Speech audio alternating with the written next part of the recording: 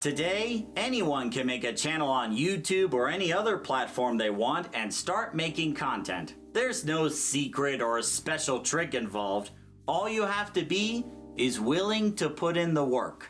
Of course, if you want to create good content that'll stand out from the rest of the crowd, there are a few more steps you'll want to take. Now, I don't claim to be an expert in every single video genre there is out there, not by any means, but if you want to learn how to become an advocacy content creator, well, I'd say you've come to the right place. Although, trying to process all of this at once can be overwhelming for starters, so how about this? Let's go ahead and get rid of the green screen effect, turn off the music, then I'm gonna go ahead and get changed and we'll go meet over there. Okay, so in order to give you the most information possible, I'm actually going to split this topic up into 3 separate videos. The first one today will be going over the brainstorming process, coming up with an identity for your channel and content. The second video later on will go over some basics on how you can go about making your content. Then the third and final video will be all about promoting your content once you have it. Okay? Okay. Let's begin with the brainstorming process. Some people may believe that content creation starts with having a good enough camera, or maybe a good enough computer with some video editing software. While these can be very important, that's not actually the first step. It all starts with this. Before you even think about touching that record button, you'll want to brainstorm some ideas, preferably on a notebook and pen, jot down some ideas, answer the 3 W's: why, what, and who, come up with a channel name, and then make the channel. Now, the reason I recommend using a notebook and pen was A, that's what I did in the beginning, and B, some people may feel like typing on a computer may feel more final, more permanent in terms of its presentation. However, when you're just sketching notes on a notebook with a pen, you have a bit more freedom to do what you want. You can brainstorm ideas, just write down what's on your mind, maybe connect some dots, combine some ideas, and if an idea is not really going to work out, you can just strike it out, turn to the next page, and start over again. I recommend trying this at least once, and let me know what you think. Now then, to the 3 W's. Why, what, and who. These are very important questions you'll want to answer before going forward. We'll start with the why. Why are you making content? This is going to be very crucial as it's going to affect your drive to be the best that you can be and create the best content possible. Not just giving it 100%, but 110%. So, why are you making content? Are you doing it just for fun? Okay, that's fine. Lots of content creators do their stuff for fun. Or perhaps you're doing this for the sake of educating people about certain topics, or maybe improve a situation. That's fine too. Are these videos solely for the purpose of making money? If this question comes up, I'm just gonna say, stop for a minute. Unless this video is for the sake of promoting a product that you or your partner have, these kind of videos should not be for the purpose of making money alone, especially if you're doing it on YouTube. I'm not going to bore you with all the details, but the short version is there are a lot of requirements you need to meet. You got to get the thumbs up from the people in charge of YouTube. You have to follow a bunch of guidelines and rules to not violate the terms of service and avoid copyright issues. And on top of all that, when you're first starting out with monetization, you're just going to be making chump change, not nearly enough for a primary source of income. So whatever you do, do not make money as your primary focus for creating content like this. If you want to get into this, make sure it's something that you want to do, something that you can feel passionate about, and give it your all. Whatever profit or gains is going to come from your content is going to come much later, not right away. I don't mean to scare you with this, I just want you to understand what you could be getting into. Once you answer the question why, you need to answer the question what. what kind of content are you creating? Depending on the type of videos you want to do, it's going to affect how much hours you're going to need to put in to make just one video. And ultimately, it's going to affect your schedule in terms of how often you can release videos. For example, a typical Tostemac video will take about 7 to 8 hours on average to make. That includes the script writing, the recording, the editing, and the promoting. Okay, great. But I also have to balance with my full-time job, and that's 40 hours a week. So with that said, I don't have too much time to make so many videos. Between the full-time job and the time it takes to make the videos, I only have time to make one good video per week. Now, it might be different for you. Maybe you'll be able to do more than one video a week, or maybe it's once every other week, or maybe even once a month, or occasionally. It all depends on what kind of video you're going to do. Are you going to make a video like this, where you're sitting in front of a camera and sharing your personal experience in your area of interest, or perhaps blog about your personal life? Sure, go for it. That's how I first started out when I first made autism videos. I was just going from personal experience. And another good example of this is another YouTuber by the name of Says Francis. She did autism videos like this many times before, so go ahead and check out her channel if you haven't already. Or maybe you want to do something a bit more. Maybe you want to do educational videos that you want to educate your audience about different topics covering your area of interest. That's fine too. That's what I do right now. And another good example of this is the Aspie World. He does autism videos about different topics all the time. So if you're looking for inspiration, check out some of his videos too. And I mean, you could also check out some of mine if you haven't already. I mean, I don't mean to brag. Now, let me say this. If you plan to make educational videos for the sake of educating your audience on certain topics, you must do your due diligence and research the topic to the best of your ability. Even if you have personal experience, you'll still want to research it as best you can. As content creators, and even more so as advocacy content creators, we have a responsibility to make sure our information that we're presenting is accurate and up to date.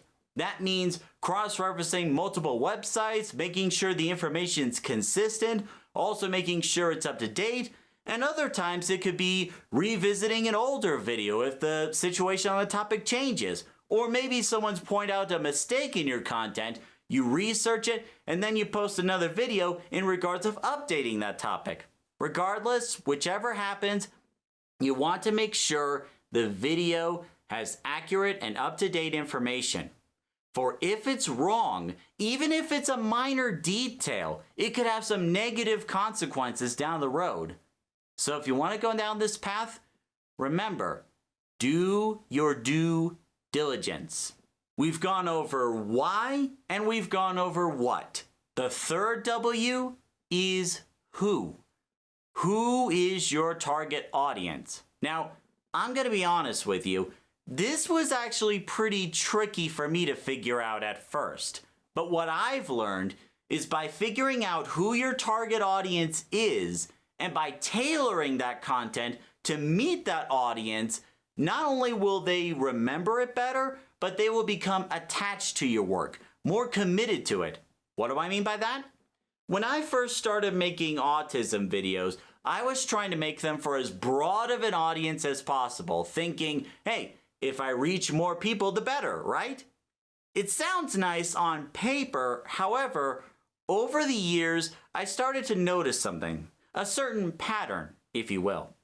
What I noticed is that the people that were more consistent with watching my content, the groups of people I should say, are teenagers, young adults, parents of autistic children, people who have friends who are autistic, and maybe even autistic themselves.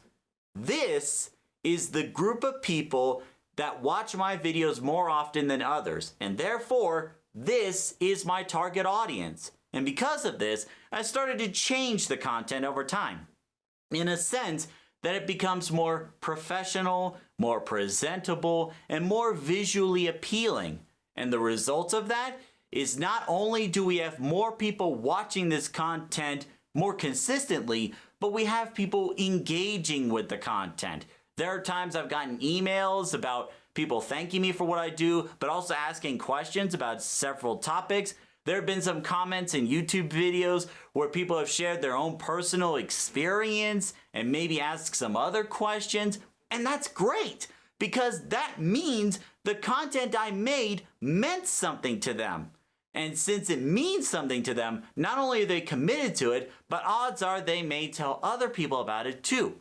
This is how you build your audience. This is how you gain more popularity and traction with your content, by making sure that your content is for your target audience. At this point, we've gone over the 3 W's: why, what, and who. If you've answered the 3 W's, your next step is to come up with a name for your channel. And I don't mean a typical username like GamingLord01010010100012. No. What I mean is that if you want to make your content and channel memorable, you have to think of the name as a brand. Something that's short, sweet, and to the point, but also clever. Something that people can easily remember. That way, when I look at someone's content, I can say, oh, this is a Game Grumps video, or, oh, this is a Rooster Teeth video. And when I make my content, I want my audience to think, oh, this is a Tostemac video. And that's what you want too. When you're making your content, you want your audience to think, oh, this is a insert name video. That way you know that you're making the content memorable for your audience. Now there's multiple ways to go about it. Sometimes it could be a clever choice of words. Maybe you could throw your own personal approach on it, such as another YouTuber, The Josh Speaks. 3 simple words, but they come together to form an iconic YouTube channel name. Now for me, for Tostemac, I actually did something a little different.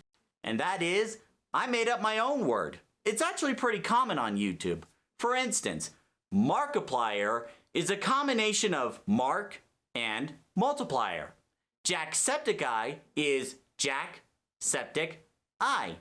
And those two are some of the biggest YouTubers out there.